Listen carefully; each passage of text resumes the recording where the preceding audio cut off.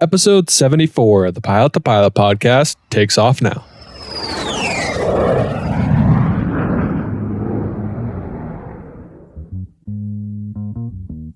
My name is Marlon Dayes. I'm a first officer at Delta Airlines on the MD-88 aircraft. I'm currently Atlanta-based. I've been here just over a year and a half, and I'm loving every minute of it. Today's episode is brought to you by AOPA's Pilot Protection Services.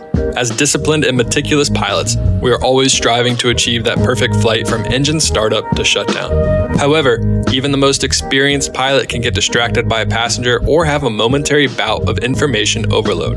AOPA's Pilot Protection Services knows that your pilot and medical certificates mean everything to you, and that's why their trusted legal services plan attorneys and medical certification specialists are there to help protect you when things don't go as planned. It's available only to AOPA members, and over 64,000 members already participate, so go check them out before your next flight at aopa.org/PPS. What is going on, Aviation Nation, and welcome back to the Pilot to Pilot podcast. My name is Justin Seams, and I am your host. Today, I'm talking with 24-year-old, that's right, 24-year-old Delta airline pilot Marlon Dayes. Marlon is from Jamaica, moved to the States to go to college at Florida Tech and get all his ratings there. He went to a regional airline, and by the age of 24, he is a Delta airline pilot. It's an amazing story, one that I'm very honored to share and to tell, and I really think that everyone will be inspired from this story just to continue to work harder, continue to create their own luck, put themselves in the best position possible so that you can succeed. This is a great episode and one that I'm very thankful for Marlon to spend the time to come talk to me. If you enjoyed today's episode, please leave us a review on iTunes. Check out our Patreon page. Special shout out to Schuler Brendan. He's our $20 Patreon of the week. If you would like to be a Patreon of the week, please check out our Patreon page. Check out patreon.com/pilot to pilot. If you want to find more information out about Aviation and Pilot to Pilot, go to our Instagram page at Pilot to Pilot. And if you have any information that you want to share with me or any criticism or feedback that you want to share with me, email me at pilottopilot.hq@gmail.com. Aviation, I do not want to keep you any longer, so without any further ado, here's Marlon Dayes.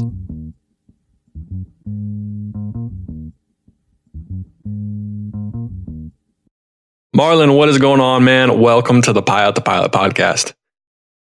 Hey, I'm good, Justin. How about yourself? I'm doing really well, man. I'm excited to talk to you today.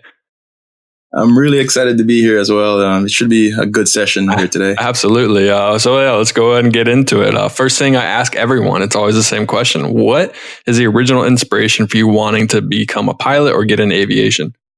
Okay, my original inspiration, how I started to wanting to get into aviation was at the age of 5. My prep school, which is the equivalent of a elementary school here in the U.S., back home in Jamaica where I was born, they had a field trip to Disney. And my mom had decided that she would find a way for me to go, even though she couldn't afford it initially. So she had saved up some money and she got some loans for me to go on this school trip to Disney in Orlando. And I had always loved the aircraft before that, but the real love started when I boarded my first flight to the U.S. back then. And I remember being so excited because back home in Jamaica, we used to have what's called a waving gallery at Norman Manley International Airport. You could basically go, it was like a balcony. So you'd go on the balcony and you'd wave bye to the aircrafts as they leave and you'd be able to get really close. So as a kid, I used to always go there. So that's where the love first started. But when I went on my first flight, I remember the pilots heard me being super excited. When I came on the airplane, and I was super loud, and they basically invited me into the cockpit. That's so cool. Into the flight deck. And yeah, when I went in, I was always a mischievous kid. I always loved touching buttons and just touching everything I see and tearing stuff apart. So when I went in the flight deck, my eyes lit up. It was like heaven. I was like, oh, this is so cool. Yeah, so many buttons I can push. Yeah, I was like, yo, this is the ultimate playground for me. Yeah. And I remember saying, I want to be a pilot. And that's just where it started at 5. I was just determined. That's the only thing I ever wanted to be. I want to be a pilot. I want to be a pilot. And it was just that little invite into the flight deck that has really sparked my interest in aviation. Do you think that if you didn't get that invite in the flight deck or the cockpit, you would be a pilot today? No, No, definitely not. yeah. I mean, I love flying, but that was the little bit of spark I needed to push me to pursue a career into it. How old were you? I was 5. Okay. I was Dang, 5 so years old. Still an early age. Then you pretty much knew what you wanted to do. You got that kick at a really early age. Yeah, very early. Yeah. Very, very early. I got that kick. Does Jamaica have its own national airline? Not anymore, but growing up, we used to have Air Jamaica, and Okay. it was a big deal. The aviation community in Jamaica is very big. You there? It's seen as one of those traditional jobs, like a doctor or a lawyer. Yeah. So pilot is always something that people have always looked up to there. So I know a lot of aviators there, and I mean a lot of people that either are aspiring aviators, either are currently in flight school, either have made it. So it's a pretty big community there in Jamaica. That's awesome. I love hearing that because obviously growing up in the States, you're not really familiar with what the aviation communities are like in other countries. And it's really cool to hear that there's a prospering general aviation community and people want to be pilots. It's just really great to hear that. Yes, definitely. It's huge. I'll go as far as saying the aviation community there in Jamaica is very huge. Now, the thing is, that's a lot different from the US. Is a lot of people there don't have the opportunity. You know, I was one of those people that if I didn't move here, I probably wouldn't have been a pilot because the average Jamaican can't afford flight school. Right. You know, so that's kind of the sad down part of that. But I was fortunate and I'm here now. Is that common for a Jamaican pilot to come to the States to get their ratings, or are there Jamaican flight schools as well? It's very common, actually. Yeah. It's very, very common because there is, I believe, one flight school there now, and I believe they've even been having issues with airplanes, so there's not a whole lot of training going on there now. And then even when people do get their licenses, which I think is what's called the JCA rating, which is the equivalent of our FAA, I think they have to get that converted if they want to work at plenty of other places. So that's also a limiting factor there. Yeah. So they might as well just go to the States and get the FAA rated, exactly, right? Because they can get more airplanes, more consistency, and they'll get a rating that's a little bit more recognized worldwide. Yeah, and it's going to be expensive no matter where you go. Even in Jamaica, I'm sure flight training is still expensive. So you might as well go to the States where you can pretty much go to any airport you want and any flight school you want, where there's more you than get more one. experience because it's like now in the US, you're in a country where it has tons of airports. Tons of different experiences. You can actually go on a cross country without leaving the country. Yeah, right. You know, in Jamaica, point to point, you can't really do 50 nautical miles. You're going to be out of the islands. That's funny. It's different dynamics. Different. Yeah, for sure. Yes, very different. So what happened? Let's kind of go back to the flight or after the flight. What kind of sparked? So obviously you got your mind sparked. You want to be a pilot. You want to get into aviation. What was the next step? How did you make this dream that you just had into a realization? And how did you actually go forth and do it? Okay, so the next step for me, it's a pretty lengthy process for me, but I'm going to try to make it a little bit go for it, man. short, Go as much as I can. But the next step for me was, in Jamaica at grade 6, you have to take what's called a grade 6 achievement test back then. It's kind of the equivalent of the SATs, but it's for high school. Okay. Now, we have primary, secondary, and tertiary in terms of education there. So our high school actually starts about the 7th grade. Okay, wow. So at 6th grade, you have to take what we call the GSAT to pass for the high school there. Now, high schools there aren't zoned. You got to pass for it. So I passed my GSATs. I did really well. And then I got to a school in the city, Kingston, because I was from the rural part of Jamaica called Portland. Mm-hmm. So I moved to Kingston at age 11. Now, this move was a big turning point in my life, which I felt like it prepared me for later events, which I'll get into in a second. But when I moved to Kingston, I was at a boarding facility. Basically, my mom paid for a service for people to do my laundry and just be like my caregiver at that point in time while I would go to school at 11 years old.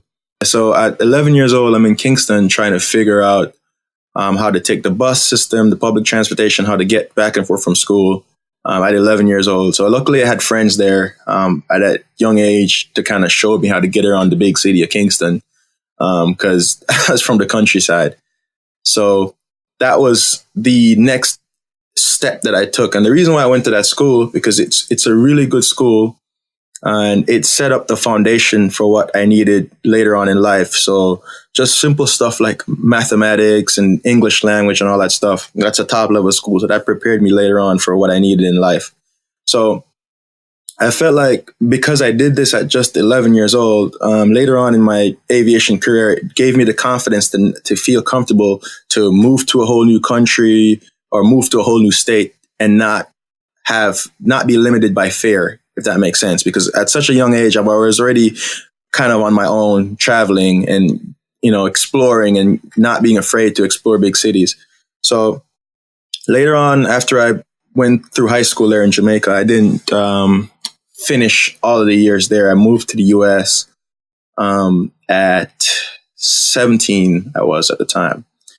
And when I moved to the US, I had 1 year left of high school to do here, year in the US. And the year of high school was very challenging for me, not because the school was difficult, but it was the transition of a new culture, a new country, trying to get used to stuff.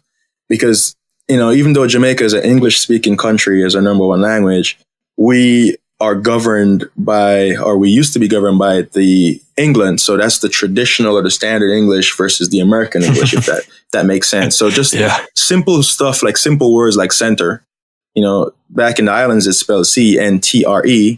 Well, here it's spelled CNTER. It's spelled kind of how it sounds, or realize or theater. So just those little things was a little bit difficult, just getting used to even the new way of spelling stuff. So in my 1 year of high school here in the US, I met this lady. Her name is, actually, I don't even know if I can mention her name, but I won't. But I met this lady. Yes, she's safe for now. I met this lady, and she was basically kind of a recruiter for the high school. And she was very instrumental in me getting all the different scholarships and stuff that allowed me to go to college. So when I went to college, I was the first person in my direct family to attend college. So it was a big honor for me. Yeah, absolutely. Congratulations. That's really cool. Thank you. Yeah, it was a big honor for me. And, the story of even how I got into college was pretty miraculous. I got accepted into Florida Tech, and now it was $30,000 US a year at the time for tuition. Dang. And in addition to the tuition, I have to find flight costs, as you know. So I'm thinking, like, how am I going to find 30,000 US dollars? Yeah. So there was this scholarship that they were giving it to 4 people in the whole state of Florida. And basically the topic was, what would this scholarship mean to you? And now, Justin, I said to myself, like, I'm going to get really personal. I'm going to let these people know I'm from a third world country and I don't have it, single mom, all this stuff. And I was struggling. I'm basically going to let these people know I was struggling. So I wrote an essay and basically telling them a little bit of my story, that this scholarship would open opportunities that I never would have had without it. So I ended up winning the scholarship. It was $10,000 a year. Dang, that's awesome. So that was a third of my tuition. So now I'm thinking, okay, I got 10. Now I need 20. So now I'm thinking, all right, I need $20,000 more. And then I ended up getting the Pell Grant, which was another $5,000. And I got a bunch of different other scholarships that when I added up towards the end, I had about 27 out of the 30 or so. So I had about 3. Yeah. So I had a whole bunch, and I'm like thinking, okay, I can't believe I pulled this off. So pulled the scholarship off, got into school, and I went to Florida Tech. Did 3 years there, 3.5 years, because I finished my degree early. Did a degree in aviation management with flight there. And then after I did the degree, while I had the degree, I got my flight instructor, my CFI rating there, and all my ratings was done at Florida Tech. I became an instructor by about my junior year. So I was instructing towards the end of college while I was still finishing my degree. And that's kind of how I got up to funding myself through school and finishing school up until that point. So that's kind of how I got there. So you got the scholarships to pay for the tuition for the school, but as you said, you had to pay for flying on top of that. So did you have to get more scholarships for that, or what did you? I've completely forgot to list out this key point. So I ended up getting student loans. Yeah. So the loans, we tried a few different options and everything was being denied because my mom at this point didn't really have any credit and she didn't have any assets. So we had to get a co-signer to sign the loan for us. Now, a family friend that known me since I was about 5 or 6, I believe, he had offered and he said, I've known this young man since he was a very young age and he has great potential. I'm going to risk everything and I'm going to co-sign it. No way. And yeah, he co-signed it. And that's how I was approved for the loans. So to this day, I make sure no matter what it takes, I don't miss a loan payment because I remember what it took for me to be approved for the student loan for flight school. Dang. So that's a blessing, man. Yeah. Make sure you write him a Christmas card every single year or something. Oh, yeah, definitely. Yeah. So I told him even the other day, I said, hey, whenever you want to fly, even if it's not a pass, I would buy you a ticket. Yeah. Where are we going? Yeah. I said, where are we going or where you want to go? Just let me know. I'll get you a ticket. We going to China? We got business class. Let's go. Exactly. Just so you understand. Absolutely, man. I am forever grateful and I owe that to him. And even though he's not asked me for anything, I've definitely made him feel appreciated for what he did for me. That's so cool. So yeah, that's cool that you had that opportunity because like you said, on top of college, you had to pay for flight training. It's like, okay, cool. Exactly. You go to college, you're like, all right, yeah, I got to pay the $30,000 for tuition. It's like, oh wait, I need like another $100,000 to pay for my flight training. It's like, what the heck? Exactly. This goal and this job and this dream can just seem so far away. It's like when you first start out, there's so many hurdles you have to jump. Like I feel like it's just one thing after another, after another, after another. And then when the money comes in and the money just adds even more stress to it. So it's definitely something that takes a while and can be a kind of a daunting process to get into. Yeah, that's true. It was definitely a challenge, but somehow with the help of a lot of family friends and the wonderful lady at high school that helped me out, I was able to pull it off. So that's awesome. What was your training like? Did you enjoy it? I did, for the most part. The private pilot license for me was my most difficult course. I struggled to solo. Oh, yeah. What happened? I just had a bunch of different instructors. So while I was getting close to solo, I think I personally was getting it. And then I got a new instructor. Then I had about 4 instructors pre-solo. Yeah. So now that's a very crucial stage in your training because now let's say you're a new instructor. You're not going to come and just sign me off to solo because that's risking your certificate. Yeah, absolutely not. So now every time I get a new instructor, this guy wants me to prove everything I've done with the previous instructor. So now that's causing me to be a little bit frustrated and now I'm spending a lot more money than I need to. So that was very frustrating. I had about 4, and that's because my instructors kept leaving for the airline. Yeah. So airlines. So when I became an instructor later on, I literally finished up all of my students. I think whoever I couldn't finish, I left them at a really good stage, like a stage check. I let them do the exam, the check ride, and then I leave. You don't want to leave them in the same position that you were in when you were trying. Exactly. Yeah. I remember. So, the crazy thing is that put me back about 2 months seniority because I didn't understand how airlines worked back then at the regionals. So that put me about 2 months seniority because I finished. But do I regret it now? Definitely not, because the flight school loved me for it and the students, they really appreciated me for doing that. So I stayed back a little bit extra, make sure they were in a good position before I left. What would you say was holding you up for the solo? You said that you just weren't getting it. Was it just like the landings or was it just... The landings portion of it. The landings, I just couldn't... my sight picture, the rounded and the flare, I would do a perfect approach. And as soon as I get to the rounded and the flare... And I think later on, I realized I was just not looking at the end of the runway or towards the end of the runway. So my depth perception was off because I was looking basically straight down. So I think that's what my instructor found out was the problem. And when I got everything down pat, I got everything down, at least I thought, about my 3rd instructor. And then I got a new instructor. And the 3rd one didn't sign me off.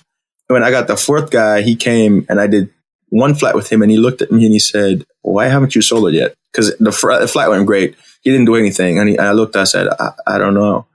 And then he did. He said, okay, we're going to do 1 more flight, then we're going to sign you off. That flight was awful. it was like I didn't know what I was doing. So this dude was like, dude, what happened? Like last flight, you were amazing. And I was confident I was going to sign you off after today. And today you came and it was a mess. And I said, I don't know. So then we flew again the 3rd time and it was great again. He's like, all right, 2 out of 3, I'm going to sign you off. And Yeah, so I had an instructor for about 3 lessons, and he signed me off. That's crazy. That's funny how you were all ready to go, and you're like, all right, cool, just got to do the same thing I did last time, and you kind of just botched it. And it's funny. I mean, that happens it's just, you'd say this, you don't always bring your A game every day. Like sometimes you gotta focus on things a little harder than you did before, because you're not necessarily all there, and you're not necessarily putting out your best effort, whether all the emotional things or just some other things that are going on. So it's definitely happens to everyone in training. Yeah, that's definitely true. Even to this day, I mean, as an airline pilot today, you have some days you grease them on, everything is going great, and then the next day you're kind of like struggling. Man, for real, you're there. I'm sure it happens to you. You're there, and you're thinking, like, I can't get a good one today to save my life. It seems to go for a week at a time. Like for a week, I'll be able to land the plane better than anyone, and I'll be feeling really good. And then I'll go home for 5 days, and I come back, and I'm like, oh yeah, I can land this. I'll rusty, yeah. And then I bounce it on, boom, boom, and they're like, you good? Yeah. Like, we need to send you back to the simulator. He's like, no, I'll get it. I promise. It's like, I'm sorry. It happens to everyone. Even, I'm guarantee you that even Chelsea Sullenberg probably had a bad landing once in his life too. So it definitely happens. Yeah. I have a question for you. So you were a flight instructor, so you might know this. So you have a student who's like yourself. You're struggling with landing. He's gone through maybe 1, 2, 3 instructors. What does an instructor do in that mindset of getting that student that's had 3 instructors that hasn't been signed off? Is it common for an instructor to be like, man, he must not be getting it, like he doesn't really put in his full effort? Or as an instructor, are they like, man, I need to do everything I can to possibly get this kid or whoever this is to get ready to solo and move on? Yeah, so it's a combination of both. So it can be the student, because I've had students that are just not putting in the required amount of effort, and at least I think they weren't. And then it can also be the instructor. A lot of times I've seen where just different teaching styles, as humans, you don't relate well to this teaching style or this method, but then somebody else comes along and you and that person clicks really well. So it can be a combination of both. I've had students that I couldn't get them to do something, and I send them with a different instructor, which I think sometimes is a good idea. Mm-hmm. Let somebody else fly with them for a little bit. And I've sent them with somebody else, and they come back and they get it. And then we continue on. And I've also had, on the flip side, people can't teach a student something and they send them to me, and I do a lesson or two with them, and they go back and they get it. It just might be something that you aren't seeing as an instructor, or is not being related well to the student. So, to answer your question, it can be a combination of either side, student or instructor, that's causing it. So I don't know if that helps. Yeah. Probably not, but yeah, that's the best answer I can give in regards to that. No, that makes a lot of sense, because I did 141 for a little bit, then I did part 61 for most of my training. But in 141, I also played sports, and I wasn't able to finish my training. So I had multiple flight instructors, and it was kind of the same thing. Yes. By the time I got to the one flight instructor that signed me off for the solo, he's like, dude, why haven't you soloed yet? It's like, I don't know. Like, they just haven't signed me off. He's like, dude, you got this. And he just like walks out of the plane and signs me off. I'm like, uh-oh. Yeah, here we go. And then with that case, it's what I said earlier, where you got to keep proving yourself to the prior instructor. Because I come up as a new instructor, I don't know what you know. Even though 141 is scheduled, mm-hmm. and you see everything that they've completed, even as much as they try to standardize it, you don't know. You've never seen this guy do a short free landing. You've never seen him do a steep turn. So how are you as an instructor going to feel confident to sign him off and saying he's good? Because your signature is saying he's good for all the required items that he needs. And if you haven't seen it, then technically you don't really know. You're taking somebody else's word for it. So and I'm sure that can be a tough loop to get into. Yeah, absolutely. Yeah, that's not a good thing to get into. So you said private pilot was the hardest training. What was your instrument like? Did you enjoy it? I loved instrument. Instrument was definitely probably my favorite course. Even to this day, when I was an instructor, it was my favorite course to teach. Really? And I think that's why I enjoyed airline flying so much. Yeah, I think instrument, I think an instrument I did, maybe I struggled on one lesson, and it was like a localizer back course. And my instructor told me later on that he did it to kind of humble me, like remind me that, hey, this is serious. Like I was just breezing through it for the most part. I was just getting everything. I really enjoyed instrument flying. After private, almost everything else was just a breeze for the most part. What did you find was the most difficult subject for your students, or even, I mean, you said it was a breeze, but you might have had more difficulty than others in instrument. What would you say was the most difficult thing for you to learn an instrument, or most difficult for your students to learn? Most difficult that I've seen an instrument would probably be holding entries. I've tried many different methods, and some work and some don't work, and some work great, and some are just completely clueless situationally where they are. So I definitely would say holding is the most challenging thing I've seen in an instrument. And it's just the entry. Once they get into the hold and they get it, then that was the most difficult thing for me to teach them. But everything else for my students, especially, or as a student, even approaches, they got them really well. Oh, and then another thing that was difficult too was just them briefing the approach and flying an airplane. I feel like if I was supposed to go in a Cherokee right now and try to hand fly and brief, I think I would just not do well. I'm being honest. Yeah, everyone has their own natural tendency. My left hand would pull on the yoke a little bit to the left, and the plane would start drifting to the left. Back. My instructor's like, "What are you doing?" I'm like, "Oh, my bad. Yeah, that's not good." Yeah, I've seen it a lot. So that's difficult as well for them to brief and fly and just maintain situational awareness. And I think that's just a difficult thing no matter who you are. Because you don't have autopilot or anything at that level to assist you. And you're a single man flying and trying to figure out. So what I used to do, have my students do, I used to just basically have them learn all the airports in the area. Yeah. It's not cheating. I'm like, just become familiar with every airport in this vicinity that you can potentially go for your check ride. Yeah, absolutely. So they had an idea of what was on the plate before they even looked at it. So that helped them out. That's good because in Florida, there's so many airports. Your examiner would be like, "All right, we're going here." You're like, "Oh crap, I don't want to go to Miami." Yeah, why are we going to Miami? Exactly. So that prevented them from being completely clueless on what could potentially come. I had them at least look at everything once. That was in maybe a 30-mile radius. Yeah, just so they were familiar. You did all your training at Florida Tech. I did. Yeah. Did everything at Florida Tech, all the way up through CFI. MEI. Oh, MEI. Nice. Yeah. Look at you, man. Yeah, the CFI, CFII, MEI, all the way How many hours did you have when you were done with instructing? When I was done with instructing, maybe just over 12 or almost 13. Because I remember instructing for a while. I only needed 1,000 because I was qualified for that. Yeah. But I remember going, I think, over 1,200 by the time I got to the regionals. What was your goal regionals? Was your goal regionals and major airline pilot? Was that kind of set in your mind the path that you wanted to go down? Definitely. My goal was get to a regional, get out as quickly as you can, and get that seniority number. Get that seniority number. Now, my number one was definitely trying to get to Delta. I was like, I'm trying to get to Delta. So I lucked out. I'm very fortunate. What attracted you to Delta so much? Things that attracted me. Was it the double-breasted jacket and hat? That's definitely a part of it. So I just love what they looked. I thought they just stand out, and I really do think they stand out. So cool story. This is what made me want to work at Delta so badly.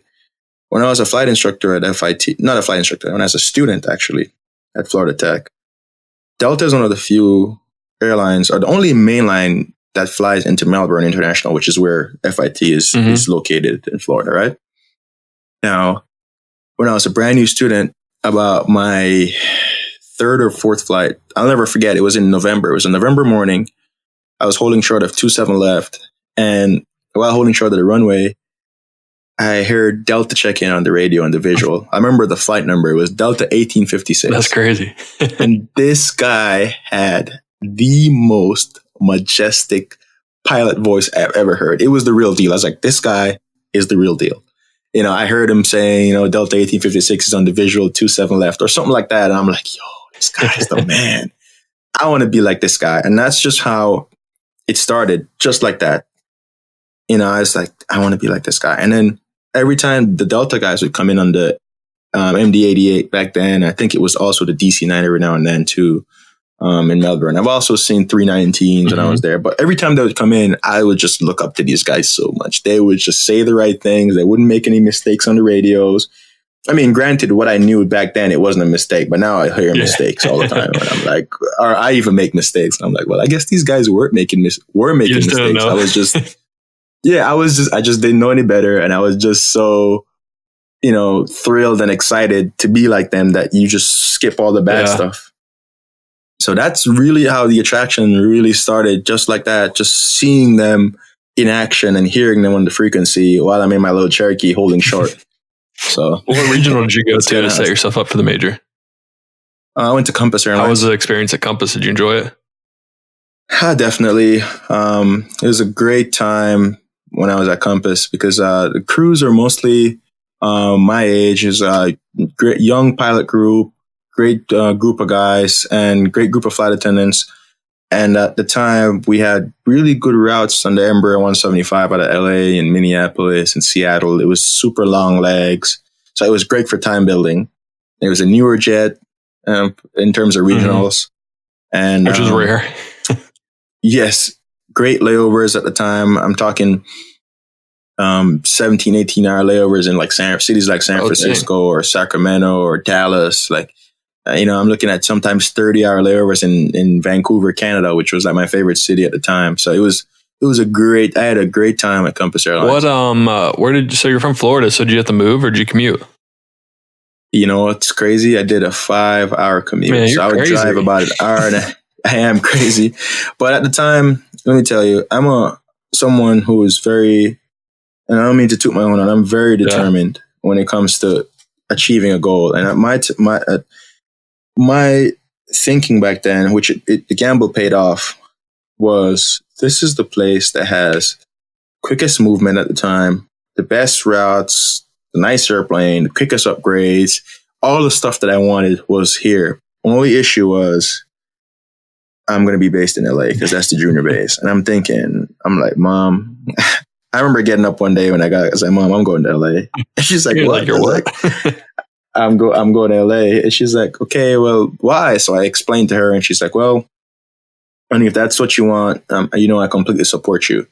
And so I got a crash pad out there, but I was never really in the crash pad. And back then, because my seniority moved up so quickly, I had the opportunity to make my schedule the way I wanted. So I don't have a wife or kids, so I stacked all my flying together. So I was doing like 6 days on, a day off, 4 or 5 day on, a day off, and then like 3 days, and then I'll come home for like 2 weeks. Nice. I would just stack them together. So I'd really be in the crash, but maybe like 2 or 3 nights, which is the nights in between trips.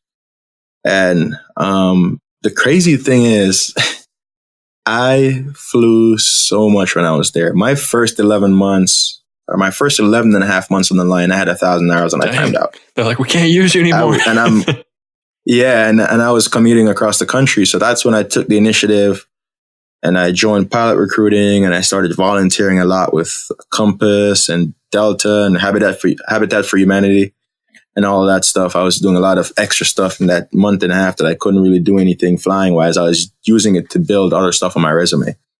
Or did you feel like you got burnt out at all flying that much, that often, and commuting that often? I did, but I didn't start feeling it towards the end of my time at Compass. So I was fortunate. I only spent 2 years, a little over 2 years there. And when it was towards the end of my time there, I started feeling it. I'm like, I am getting that. I remember one day I was off for like about a week and a half and I went back to work and I'm still just struggling. I'm like, okay, this is probably chronic fatigue that they talked about. Right. And it was, I remember before I started at the majors, I had about 2.5 weeks off and I stayed home. I did nothing but sleep. I just stayed there and I slept. I was like, I'm just going to stay home and I'm going to sleep. I'm not traveling. I'm not going anywhere. I'm not studying anything. I'm just going to stay here and I'm going to sleep. And I literally hibernated for about 2 weeks. That's crazy. So yeah, I definitely got burnt out. And how long were you? So that was at the later in your career. So did you have your applications in with Delta already or the majors and you're on your way out? Yes. Okay. I had my application in the moment I finished IOE. Oh, dang. So my recommendation to you is anyone who's trying to get to the majors, who's going to listen to this podcast, is as soon as you can put your app in, put it in. You have nothing to lose. You cannot win the lottery if you don't gamble. It's true. Like seriously, I did not expect to get a call as soon as I did. Now, I was doing everything I could to raise eyebrows and get attention, but I didn't expect it so soon. It's like I got it and I'm like, okay, crap, no what? It's like, wait. I've been begging for this and now it's here and now I'm nervous. I don't know what to do. Yeah. So I start calling everyone. So put your app in as soon as you can and just keep update. I used to update my application every single trip. That's crazy. I feel like I got probably called maybe because they were they're like, dude, stop. I'm just playing. Like, this thing won't stop. Marlon, give it a break, man. But yeah, exactly. So I would finish. I was like, okay, here's 12 or 13 more hours. Here's 15 more hours. Here's 20 more hours. Here's one more approach. So I would just, here's one more approach. Here's another hold. So I would just update my application a lot. So that's kind of what I did. Well, yeah, I like how you said that. It's like you can't win the lottery unless you gamble. Now, I'm not necessarily endorsing everyone to go play the lottery, but with the airlines and stuff. Yeah, not literally. You can't be, like, if your goal is to be the youngest pilot ever hired at Delta, you can't be that pilot unless you put your application in, So you have, what do you have to lose? And I haven't. You have nothing to lose. Like, it's not even like they charge you. Most people have their airline apps up or renewed per year. I think it was $59 a year. Like that. Yeah, most people have it anyways from the regionals. So it's like you're paying $59 for ongoing application. And I don't, there's different views on this, but I had gotten my app professionally looked at because I was like, you know what? I've seen too many guys. I've had a lot of captain mentors at Compass, whether they knew it or not, they were actually mentoring me. They'll give me advice and they'd be like, snap, I got to fix an email today, which is basically an error on your application. And now a lot of them waited a few months before they got the actual interview because they have one little error. So I heard that and I was like, I'm just going to pay the money and make sure I don't have any errors. I'm going to get a second set of eyes, a professional that does this for a living. And that's kind of how I approached it. Who'd you use? I use Cage Consulting. Nice. I've heard of them before. I've heard of them. I think it's Emerald Coast is another one. If I say it correctly. Yeah. I know two of my buddies I got on fairly young as well. I used Emerald Coast. I use Cage. Now, you got to be careful when you use it because the interview portion of it, I'm sure you've heard of canned answers where, some people will kind of memorize what they want to say. And I strongly, I remember Cage looking at me and saying, you know what, you do a really good job. Just tell your story the way you want to tell it because you do a good job. Just try to incorporate these factors, like say set up yourself for your story and then tell your story. So I don't recommend if you're using a service that's going to tell you to say everything this way. I recommend just because they want to get to know you, like whoever is interviewing you. I used to do interviews. We typically want to know you. We know what's in your application already. We know you can fly planes. So we know you flew to regional. It's exactly. So an interview is for a chance for you to set yourself apart from everyone else and for them, like you said, get to know you. So if everyone uses Cage and everyone has the same scripted answers, then there's no way to prove yourself. There's no way to set yourself apart. Yeah. So I think that definitely helps to use that advice or use that service. Because if you think about everyone's working up to get to a major and maybe you're thinking about your application's in, you haven't got that call yet. And it's like, well, why not put the money to do it? Because it's probably, I think when I looked up, it's like a couple $100, maybe like $500 or. Yeah, I think it was about $500. So what's $500 for you to get your dream job? If this can, when you're 28 years old, 25 years old, if it can get you on with Delta, United or American, that's going to be the best investment you've ever done in your life. It's been the best investment I ever done in my life. I definitely don't regret it because, the people that didn't want to do it and got the fixed email, and let's say figuratively that they waited 6 months. Now think about 6 months of money at the end of your career at let's say a 777 captain's pay at, top level pay, 6 months. You just gave up that. Now that sounds dramatic, but that's theoretically what happened. Yeah. I mean, it's not necessarily dramatic. It's really true because I've heard of people. 6 months. I've heard of people even not even 6 months. It's been closer to a month or even a couple weeks where they were a captain for 5 years before they became a captain, and that's also bad timing. That's just everything went wrong in that situation. And that's not to say it couldn't happen again. Yeah. There's a good chance that situation could come back to the industry because, as we know, aviation is a very cyclical industry. So you got to put all your eggs in a basket. Unpredictable. Yep. Yeah, very unpredictable. So. All right, so you used Cage, you went to the interview, and you killed the interview, obviously, because you have a job at Delta. What would you say the interview process was like at Delta? It was great. It was a good experience. They make sure that you feel. I remember when we went in, the first thing we did was we talked with the head of hiring department, and they basically make you feel comfortable. They make you feel comfortable, and then during the process, half does testing and basically half does the HR stuff. And that was kind of the process without getting too specific.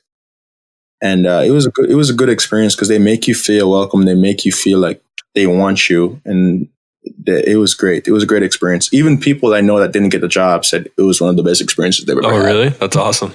Yeah, it was good because they make you feel comfortable and make you feel like you're wanted because they basically, and don't quote me because it's not the exact word. No, you're quoted. But I'm just kidding. Yeah. Basically, there's thousands of people that are applying for this. If we didn't want you here, you wouldn't be here, in summary. And that may put me at ease because I'm thinking, you know what?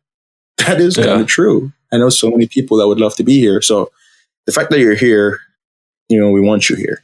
So it was a great experience. What were your nerves like? So like you said, this has been your dream since you're holding short or even earlier, 5 years old, but more specifically Delta when you're holding short in your Cherokee at Melbourne. And now you're finally sitting in the room. You're sitting in the room with people that have the opportunity to hire you. What were your nerves like? Were you freaking out the whole time or were you able to keep your cool? You know what? I honestly was about nervous for about the first 10 minutes. And then after that, I was just so confident. I said to myself, you know what? This is it. This is it. This is your chance. Don't blow it. And I was excited more than anything. I was thinking, I was like, I cannot believe I'm interviewing. That's all that was going through my head. I had this big old smile. And I was like, I cannot believe I'm interviewing. That's so cool. So soon, like so grateful. Like I cannot believe this is actually happening. So I was more excited than nervous throughout most of the process. I was just in awe. Like, I cannot believe I'm here. I cannot believe I'm here. I cannot believe I'm here. I'm so excited. How old were you when you got hired there? 24. Dang, man. That's crazy. That is wild. That's really cool. That's impressive. Like I said, you're probably one of the younger ones that get hired there. Yeah, definitely. So I'm very grateful. I'm so grateful. I can't stress that enough. I still can't believe to this day. Sometimes I look and I see an aircraft take off, a Delta jet. I'm like, I cannot believe it. You're like, that's me. That's me. I'm here. Yeah, right. So definitely probably my happiest moment in life. Yeah. And I know you said it. When I got that. I know you said it before. What plane are you on? What plane do you fly? I'm on the MD-80. Nice. So you got to shovel coal to make sure it starts, and you don't have a GPS. Yep. But you know what? Despite all the, I don't want to say negatives or all the jokes that are made about the 88. I'm really happy I flew it. And the reason is it's definitely made me a better pilot because it just makes the level of thinking that you have to do now or the stuff you didn't think about. Because when I flew the Embraer at Compass, it has a FADEC. It has really good automation. And now you are the automation. You are the FADEC. You are that guy. You're that guy that has to do it because the airplane is not going to just do it. So it makes you think, even systems wise, the things I think about now, it's like, well, I never used to think about that. So it's definitely made me a better pilot. It makes me plan so far ahead. Because even like, let's say the engines on the JT8, because they're traditional turbojets, they take a bit longer to spool. So you have to plan, ahead. So I'm really, really happy I flew it. And I can tell my kids one day when I do get kids that your dad is a legend. He flew the Mad Dog. You're going to have a hat that says I flew the Mad Dog at Delta. Yeah. Yep. I'm like Mad Dog pilots or legends or something like that. Or legends fly the Mad Dog. So I'm really happy I flew it. I'm still very happy I'm flying. When are they? They have them. They're setting to retire those soon, right? Yeah, I believe they've started, but I personally don't know the exact date because it's so. It keeps changing. It's all about need. I don't know. Yeah, it's all about I guess new deliveries and all that, but I'm not too sure. The higher ups will know, but I really don't know. I'm just here flying the thing and enjoying it. I will be off it soon though. At least I will be on the 737. Have you bid that already? Is that where you're going to? Yes, I was awarded it, but I'm waiting to go on for training. I think it's probably going to be later on this year. I'm going to go. How long do you think it'll be till you can hold a captain? I have no idea, and I don't even know if I would as soon as I get there. Wait a little bit. Not that I don't feel confident, or I don't think I have the ability, because I think I do. But I just feel like I would probably enjoy a little bit of quality of life first, because, taking an early upgrade at any company, you are now basically going to be the bottom of the list. You're going to get the schedule that nobody wants, kind of deal, because, everything is driven by seniority. So I don't know if I would take it as soon as I get the opportunity. Now, the 88, there were tons of, I'm sure you've heard, tons of early or quick upgrades on it back then. So I don't know how soon. Because it's one of those things, it's so unpredictable. It just depends on who bids. Because if nobody above me bid captain and I go in and throw it in, I get it. Like, we have a saying that says, bid what you want and want what you bid. Because you just don't know. You will throw in your hat, the ticket, and you'll get it. So, yeah.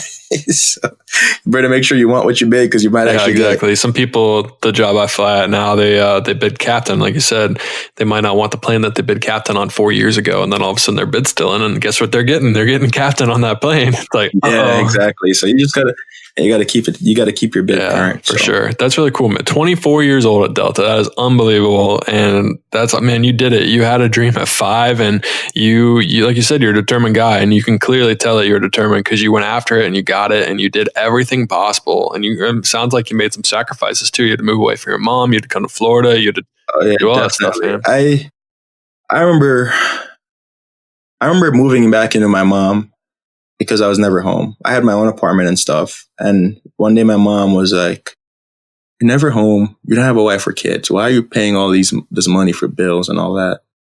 And you're never home. You're always flying." And I said, "Mom, you know what? You're right." My lease was going to be up in like about 2 or 3 months. And I gave it up because I was never home. I was flying. Maybe I was getting 10 days off. But then with the commutes and stuff, I'd probably be home in my bed maybe like 7 nights a month. Paying thousands of dollars for rent. Yeah, exactly. So I was really going at it. And then, regional pay is not the greatest. No. So we all first year's all right when you get that 30,000 signing bonus, but once you go back to your second year, it's like, oh wait, this is what we actually get paid. Yeah, and it sounds good when they say it, but once the tax hits that, you're not getting 30. So it was definitely tough times and sacrifices that I remember being, all right, so I'm not really superstitious, but the timing on all of these were just completely mind-blowing. So I did my first flight ever on October 3rd, right? Mm-hmm. October 3rd, 2011 was the first time I flew an airplane. Now, when I was going home one night on a red-eye flight, because I used to take the red-eyes all the time when I was at Compass, because I'm leaving West Coast now, so I'll finish work, let's say 8, 9 o'clock. I'll take the 10 o'clock flight out or something like that. And I'm on a red-eye flight. It was October 2nd. I'm on this red-eye flight.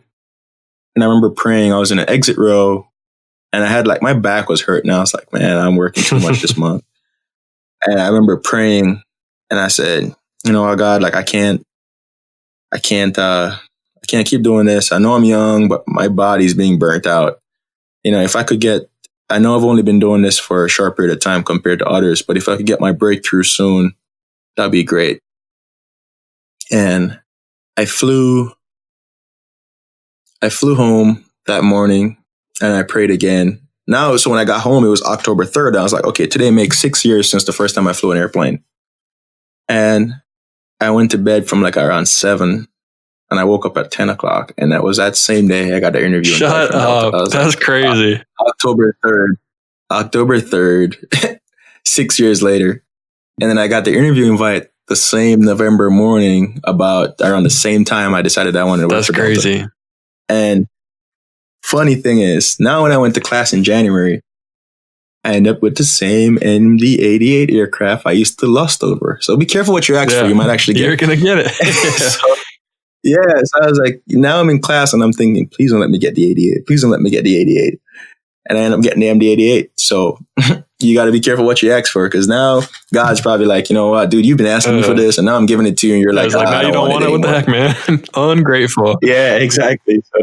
So it's just, and I have a lot more, I guess, kind of dates and stuff that I can dig up too. But that was just the craziest one to think of all the days of the year. I started October 3rd and I get the invite the same day. I wanted to work there. And in November, I got the interview in November, got the conditional job offer there. And then of all the airplanes, it's like the same airplane I used to watch the guys come in on is the one I'm on now, doing the same route that these guys used to do. So it was pretty exciting. Crazy. And I'm guessing you fly to Melbourne every once in a while? So you fly the same route. You probably, was it a Delta 1895? You probably fly that route all the time. I think it was, but now I think the flight numbers change every so often, every year. That would have been cool to fly the same flight number. Yeah. Yes. But it was 1856. That was close. But you at least got 18, right? I did something right. But it was crazy. What are your boys and buddies back home? What do they think about all this? How you're flying a Delta? How you're doing all that? Are they pumped for you? It's super, super, super like, all right. So I'll go to the airport at home and a lot of people know me. Cause I did actual interview with the biggest newspaper company there back home. I did a few different interviews on the radios there and stuff. And then I had like a YouTube video that kind of went viral amongst the country. So you're famous is what you're telling me. Like, it's like Usain Bolt and then there's Marlon Dayes, right? Yeah, I wish. I wish. But, so honestly, my country has been so supportive of me. It's the love and the support I've gotten. Because people, when they hear where I'm from and just a Jamaican being on the world stage at the second largest airline in the world, it's unbelievable. It's just crazy. Yeah. So my country people, like they are so supportive. Everyday people are like, dude, we're so proud of you. We're so proud of you. So I actually go back there. I've been back there a few times. I volunteer a lot on my off days and just talk to schools and just try to instill a little bit of belief in the kids there because it's tough there, so I try to motivate them and help them to believe that, anything is possible because I was just in their shoe a few years ago. Seriously, because you're 24. It's unbelievable, man. That's so cool. I don't that's awesome. I cannot believe it, but here I am. What, do you think there's a good track? I know we kind of talked about how aviation is good in Jamaica and how people still want to be pilots, but do you feel like there is an actual track for kids to go on to become a pilot? Or do you think there can be a better track to get more pilots from Jamaica? I think that, so the issue is just having the right to work in the US. And then, and that just comes, you have to either get married to a US citizen or you have to have family that are U.S. citizens that can file for you. That's the biggest hurdle or hindrance there. Now they can come on student visas and stuff, but even if they do come on a student visa and they get their license, they don't have a right to work here. So that's the biggest hurdle. Now, you never know with the pilot shortage, they might start sponsoring work permits in a few years when the regionals can't staff what they need. So I'm thinking that's probably gonna if they start struggling to get pilots at the regional levels, I think they're probably going to start sponsoring people because I don't know the exact fine print and the rules in regards to sponsoring, but I do know for a fact, if you're going to have a job, and it makes sense, you have to advertise it to Americans first. And if the spots aren't filled, then you can start going international for it. And that would make sense, because it's America. You want to cater for your own people before you go and get international people to come fill a spot that an American can do.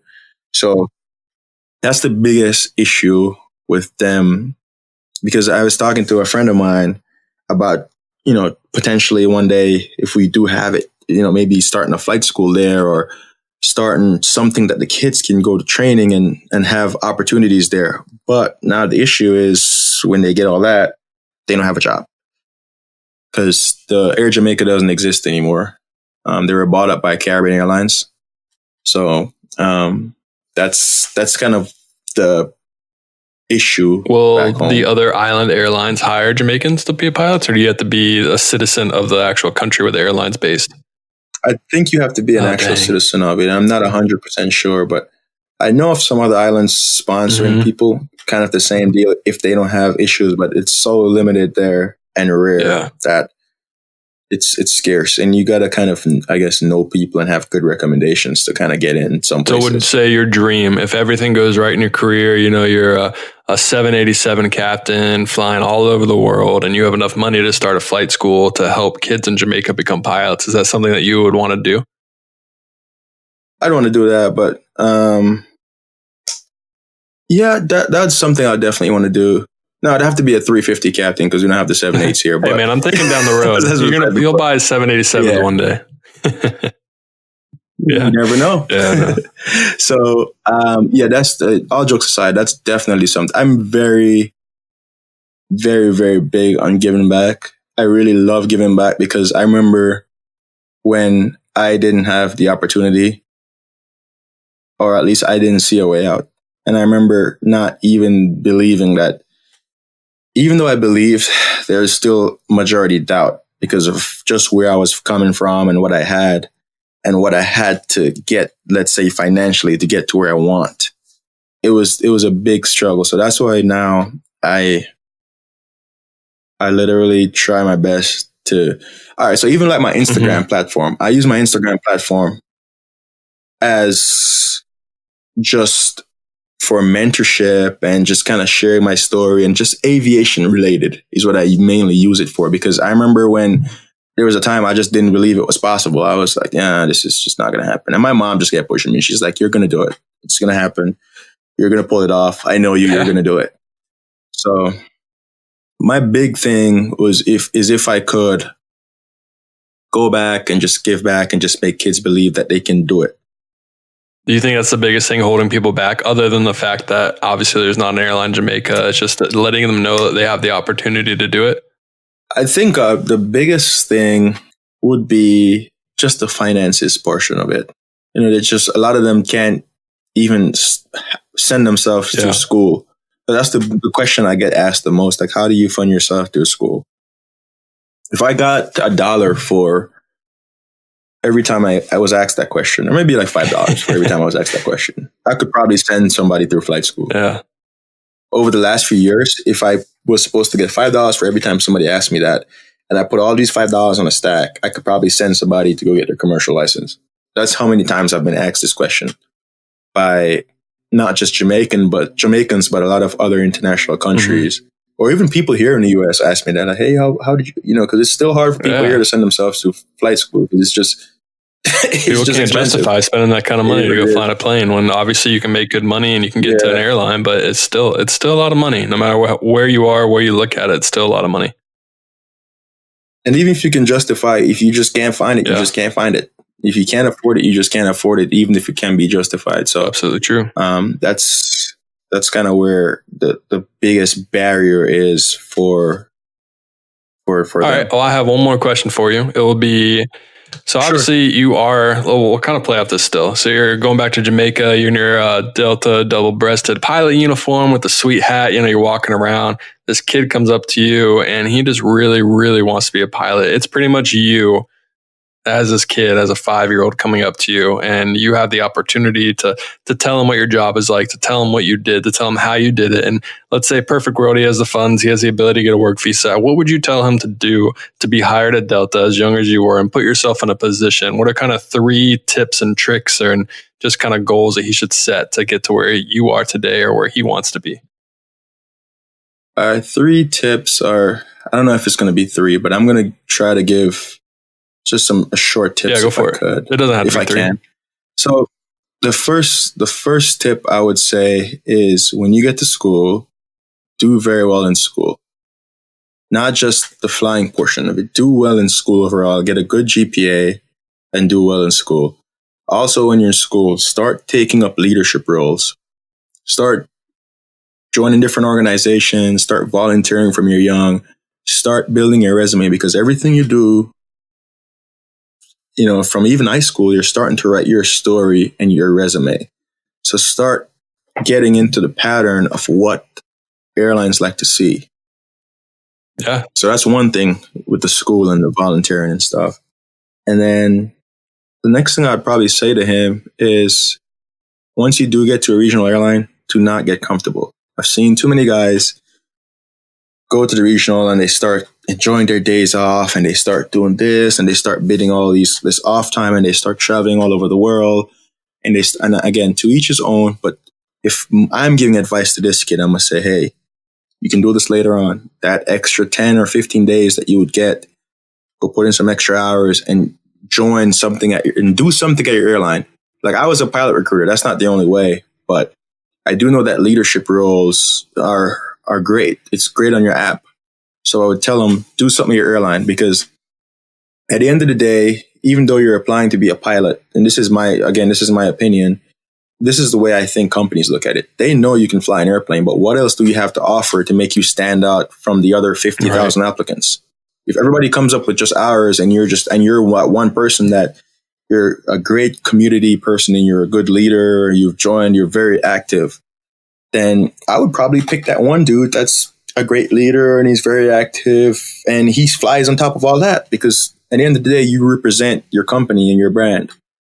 So that's probably just two things I can think of that, yeah, if I could say to someone, just go the extra mile, don't get comfortable at the regionals, do well in school, and just take up additional leadership. That's good. No, I agree with both of those. I think that is a good way to help stand out. And getting comfortable is hard. You know, you finally get a couple of days off. You've worked really hard. I mean, people at regionals work hard. It's like you deserve to have time off. You deserve to go travel. You deserve to do other stuff. Exactly. So I agree. It's, but at the same time, I mean, it all just works out for different people, different reasons for different people. Some people some people have family. Everyone's in a different situation. Some people can't be exactly. So if you can do it, then go for it. And that's my biggest advice I can give, is just make sure you start doing well from early on, because they're not just looking at, I don't think they'll just look at, oh, he did well his junior year or whatever. They're going to look at you as a whole package from all the way up through high school and all this. Is this guy consistent? Is this really who he is? Or he just pretended for the last 2 years to try and get this job, you know? So that's cool, man. I appreciate that advice. I think that advice even helps people that are at regionals, or that it's not necessarily just for a 5-year-old. So I think that's really good advice. And I think a lot of people get out a lot of that. I have one more thing for you. I did kind of lie to you, but I have a rapid fire section where I'm just going to ask random aviation questions, and you have to say the first thing that comes to your mind. All right. Okay. And it needs to be one word? I mean, as short and as quick as possible. What is your favorite generally aviation airplane? So like a trainer airplane. Piper What is your favorite business jet? The G6. What is your favorite airline? What is your favorite airliner? So favorite commercial airplane flown by the airlines? The 777. What is, outside of Delta, what is your favorite paint job for an airline? It'd be the United 78, the Gold Street, the job that they have now. Pretty cool. I would agree. I like the blue line that follows the curve, that follols the plane. That looks really good. Yes. Yeah. I love going to San Francisco and seeing that airplane. It's like, oh yeah, there it is. That'd be my favorite for What's your favorite overnight city? San Diego. What's your favorite thing to do on an overnight? Explore. Yeah. What, all right. So you have a tight commute. You're really hungry. You're going to go get some food. What is your go-to food at the airport, at the food court? Go-to food, probably Popeyes. Popeyes, yeah. I'm more of a Bojangles guy myself. I grew up in the South. I grew up in Charlotte. That's where Bojangles is from. So I'll let it slide this time, but Bojangles where it's at. What's one of your favorite approaches that you've ever shot, city-wise and like just airport-wise? It'd be Missoula. Yeah, Missoula, Montana. Cool. I remember doing I did an arc up the valley where there's mountains on both sides. That's crazy. And then we broke off almost like a left base, and I was lined up with the runway. That was probably the coolest approach I ever did. What's one of your least favorite approaches you've ever done? Least favorite approaches? Or maybe most challenging? I don't know if that's a better way to word it. Most challenges I've done, it hasn't been because of the airport. It's just been because of the weather. Yeah. Well, okay. So weather-wise, where would that be? If you have one in your mind. It was probably, I have Memphis one night. It was really bad going in, and Miami International with the thunderstorms. Those are the two I can think of. What is your favorite airport in general? Favorite airport in general is Atlanta. What's your least favorite airport? Least favorite airport is LaGuardia. 150%. That's hilarious. The last person I ever heard said their favorite airport is LaGuardia. So it's really funny. It's you either hate it or love it, man. There's no in between. Absolutely no in between. No in between. Exactly. All right, let's see. What else do I have? Who are some mentors that you look up to, or who are kind of aviation heroes that you have in the industry, if you have any? Aviation heroes that I have. These are all just people that you might not even know. That's fine. But there's people I look up to. I look up to Tennessee Garvey. He's a first officer at United Airlines now. I look up to Captain Will. He's a captain at Delta. Who else do I really look up to? I look up to Captain Greg. He's a captain at Delta as well. That's cool. Gisela, who flies at Cayman Airlines, right? Yeah, I do look up to her too. She's my role model. I'm trying to be as cool as her. She is cool. That's awesome. Yeah. Now you guys will be a pilot alums. Yeah. That's hilarious. That's what's up, man. Well, hey, those are all the questions I have for you, man. You have passed with flying colors, and I'll just say a quick thing, man. Like, you have done it. You have set a goal, and you went out and you achieved it at a very young age, and I think that's really cool. And I'm proud of you, man. I think that's amazing that you have just worked your butt off for this, and you deserve everything that you're going to get in the future and everything you're getting right now. So be proud, wear that double-breasted jacket with your chest puffed up high, and just enjoy the moment, man, because you're doing it. You're flying for Delta. It's awesome. Yeah, Justin, thank you so much for having me. And I would really like to say I admire what you're doing with Pilot to Pilot here. It's a great way to just kind of hear different people's stories. And I told you before, I've tuned in a few episodes. I mean, I don't listen to all the episodes, but I do tune in, and I really like what you're doing here with this. So keep up the good work, and we'll be in touch. I appreciate it, man. I really appreciate that. And yeah, we'll definitely be in touch. All right, I'm going to see you. AV Nation, that is a wrap of episode number 74 of the Pilot to Pilot podcast. Thank you for taking time out of your day to listen to today's episode. As I said earlier, if you enjoyed this episode, leave us a review on iTunes. Check out our Patreon page. Thanks to Schuler Brendan for being the Patreon of the week. If you'd like to be the Patreon of the week, go to patreon.com/Pilot to Pilot. AV Nation, thank you for everything. Thank you for listening. And as always, happy flying.